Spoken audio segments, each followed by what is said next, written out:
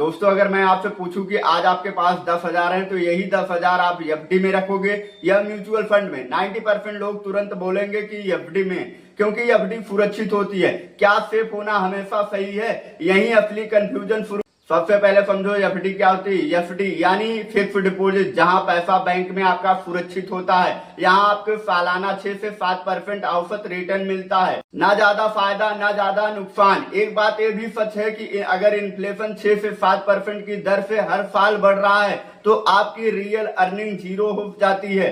मतलब आपका पैसा तो बढ़ रहा है लेकिन उसकी कीमत वहीं की वहीं रह जाती है। मतलब अगर कोई सामान आज आप 10 रुपए के ले रहे हैं, वही 10। अब आते हैं सीधे म्यूचुअल फंड पर। म्यूचुअल फंड में पैसा सीधे स्टॉक्स और मार्केट में लगाया जाता है। यहाँ आपको फिक्स रिटर्न नहीं मिलता है, लेकिन लॉन्ग टर्म में आपके 10 से 15 से 20 भी % आपका रिटर्न सालाना मिल सकता है। लेकिन इसमें एक डर है, मार्केट ऊपर नीचे होती रहती है। इसी डर की वजह से 90% लोग बीच में ही पैसा निकाल लेते हैं और नुकसान में अपने शेयर बेच देते। असल में म्यूचुअल फंड डेंजरस नहीं है, डेंजरस है आपकी पेशेंस की कमी। अब सवाल ये होता है कि पैसा कहाँ लगाना सही है। सच बहुत सिंपल है। अगर आपको पैसा बचाना है तो आप एफडी में रख सकते हैं। अगर आपको पैसा बढ़ाना है तो आपको म्यूचुअल फंड में जरूर लगाना होगा, लेकिन पूरा पैसा नहीं। आपको कुछ हिस्सा एफडी में रखना होगा और वहीं कुछ हिस्सा आपको म्यूचुअल फंड में इन्वेस्ट करना होगा, क्योंकि बड़ी वेल्थ बनाने के लिए रिस्क थोड़ा लेना पड़ता है। अगर आप सेफ ही रहेंगे, एफडी में पैसा रख देंगे तो आपका पैसा वहीं के वहीं रह जाता है, उसकी कीमत